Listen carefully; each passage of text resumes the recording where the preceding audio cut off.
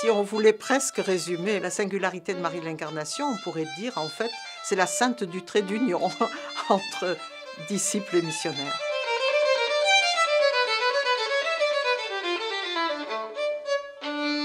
C'est une femme mystique, profondément mystique, mais qui a cette sorte d'équilibre général, elle est très posée, elle réfléchit, elle s'adresse aussi bien à notre cœur qu'à notre raison. Puis en plus, elle a une richesse de vie sans pareil. Elle a été mère de famille, elle a été religieuse, elle a été missionnaire alors qu'elle était dans un ordre cloîtré, les Ursulines. Donc vraiment, elle a connu tous les états de vie. J'ai beaucoup travaillé sur les auteurs du XVIIe siècle, les moralistes, les spirituels. Très souvent, la descente en soi est une descente dans les profondeurs de l'obscurité. Chez Marie de l'Incarnation, la lumière de Dieu se réfracte, si on peut dire, dans l'âme. Et donc, quand on rentre en soi, une fois qu'on a essayé d'évacuer le péché, on trouve la lumière de Dieu. Et ça m'a semblé une vision très optimiste de la vie spirituelle. Si on se demande ce que Marie de l'Incarnation apporte de particulier, nécessairement, on va avoir à la comparer parce qu'elle est dans une période extrêmement riche au point de vue mystique. On a même dit que c'était une invasion mystique au début du XVIIe siècle. Et puis, il y a eu surtout la grande Thérèse d'Avila, quelques années auparavant. Elle sera canonisée en 1622. À ce moment-là, Marie de l'Incarnation a 23 ans, voyez-vous, donc c'est très important. Ces mystiques-là sont dans ce qu'on appelle une mystique nuptiale, c'est-à-dire une mystique de la relation intime avec Dieu, dont le modèle est l'épouse du Cantique des Cantiques. Alors, elles sont dans cette relation de l'union la plus intime avec Dieu, de l'âme avec Dieu, mais c'est un mariage mystique qu'elle vit alors qu'elle a 27 ans, elle est laïque. Thérèse vivra le mariage mystique à la fin de sa vie. C'est un sommet pour Thérèse, si vous voulez. Pour Marie de l'Incarnation, ce n'est pas un sommet. Je ne dis pas que c'est un début, mais enfin, c'est une étape majeure dans son existence. À partir de ce moment-là, elle dira « Je suis dans un état foncier et quel que soit mon état, je suis épouse. » Mais il y aura d'autres éléments. Et là, elle nous apprend quelque chose des évangiles et du message du Christ.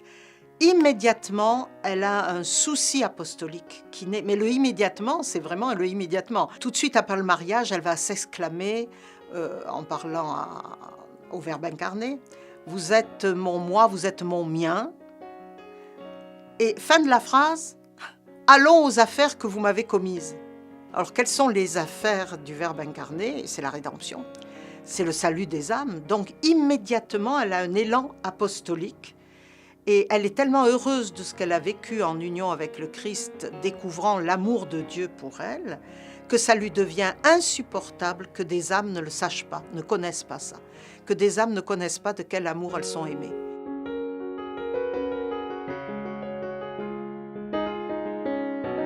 Tout d'abord, je pense qu'il faut voir les choses au niveau spirituel, au niveau intellectuel, au niveau matériel, dans tout ce qu'elle a fait à ce niveau-là pour les Amérindiens.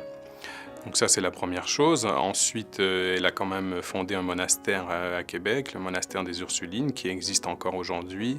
Et à ce niveau-là aussi, il faut souligner que c'est la première œuvre éducative et de formation à l'égard des Amérindiennes, mais aussi des jeunes filles françaises.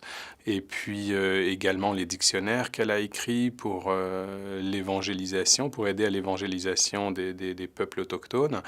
Et ce qui la motive, c'est l'esprit apostolique et l'esprit missionnaire. Et dès qu'elle est jeune, elle a déjà cet aspect missionnaire qui est présent chez elle.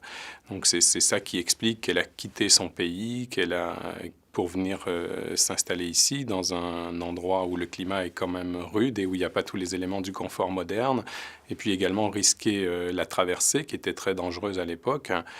Donc ce qui la motive, c'est vraiment son esprit apostolique. Elle n'est pas là pour imposer sa culture. Ça, je pense que c'est un aspect important. C'est elle qui apprend les langues des Amérindiens. Au départ, on voit qu'elle veut un peu les civiliser, leur apporter la civilisation française, et elle s'aperçoit rapidement que ça ne fonctionnera pas, premièrement, et deuxièmement, que c'est pas ça le plus important. Le plus important pour elle, c'est de leur faire connaître le Christ. Donc, elle vient évangéliser les Amérindiens mais elle le fait vraiment dans un esprit de grand respect pour leur culture. C'est une sainte déjà, donc elle appartient à l'Église universelle. Chacun peut la prier, l'invoquer dans ses besoins. C'est la communion des saints. Et puis Marie de l'Incarnation était une personne vraiment conduite par l'Esprit Saint, qui est pour elle le moteur qui l'a fait agir, aussi bien dans sa vie contemplative que dans sa vie active, dans sa vie de missionnaire. C'est ce que nous retrouvons de manière incroyable dans la joie de l'Évangile du pape François, lorsqu'il insiste sur le trait d'union entre disciples et missionnaires. Il ne s'agit pas seulement d'être disciple, c'est-à-dire de se mettre à la suite du Christ et de viser à l'intimité avec lui. Ça, c'est l'aspect nuptial, si vous voulez.